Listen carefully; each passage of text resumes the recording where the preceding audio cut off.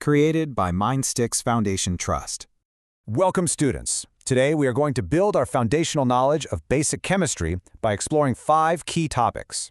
We'll cover physical properties, chemical reactions of metals, the reactivity series, properties of nonmetals, and finally, how they combine to form ionic compounds.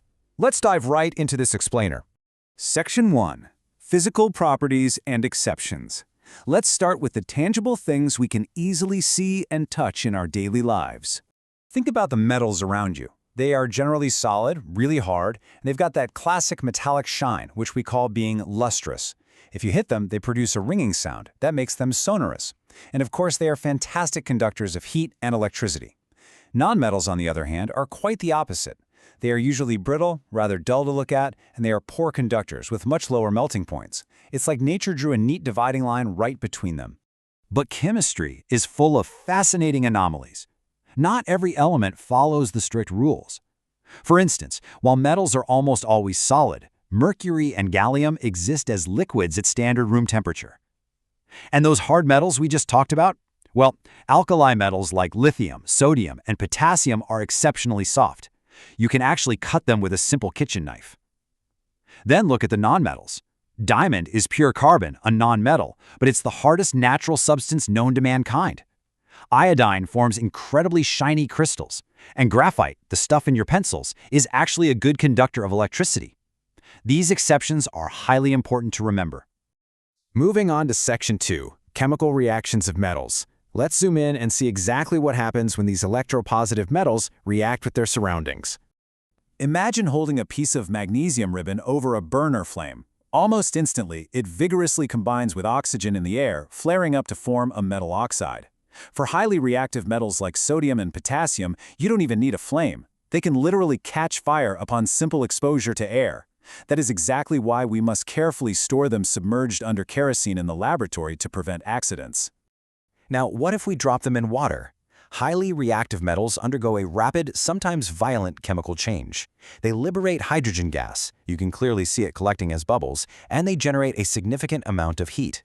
But it is not a one-size-fits-all reaction. Metals like aluminum, iron, and zinc will completely ignore cold or hot water.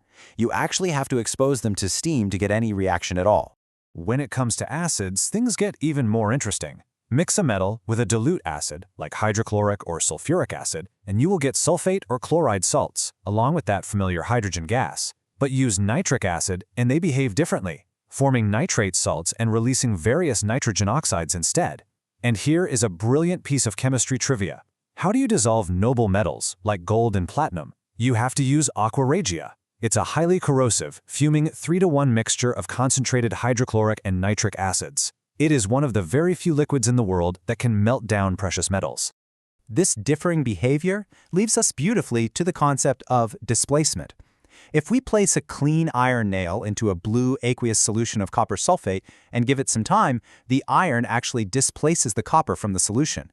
You'll see a reddish-brown coating of copper form right on the nail. This is undeniable visual proof that some metals are chemically much more aggressive than others. The iron simply pushes the copper right out of its own salt solution. Section 3, the reactivity series. This specific displacement behavior brings us perfectly to how scientists logically organize these elements.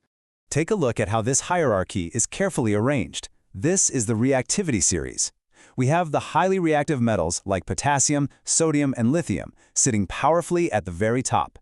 In the middle section, we find moderately reactive metals like zinc and iron. And safely down at the bottom, securely positioned as the least reactive, are our noble elements like silver and gold.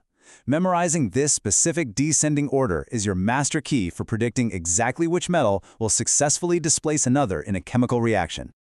Section 4, Properties of Nonmetals. Let's take a brief pivot to the other side of the periodic table and look at the counterparts to our metals.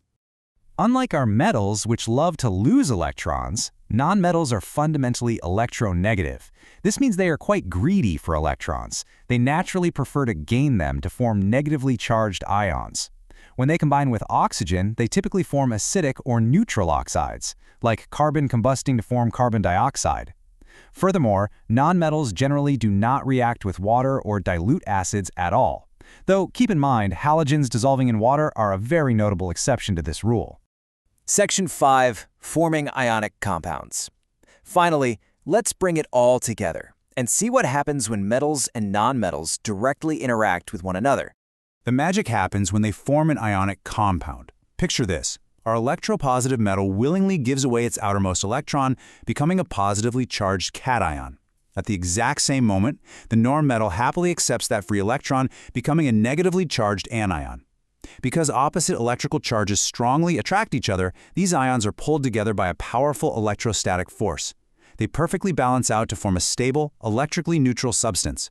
Common table salt, sodium chloride, is a perfect everyday example of this profound chemical marriage. Because this electrostatic attraction holding them together is so incredibly strong, ionic compounds have very distinct traits. They are entirely crystalline in nature, taking on definite, smooth, and shiny geometrical shapes based on the size and charge of the interacting ions. They are extremely hard, yet somewhat brittle. And if you want to melt them, well, they possess extremely high melting and boiling points. It takes a massive amount of thermal energy to finally break those invisible electrical bonds apart.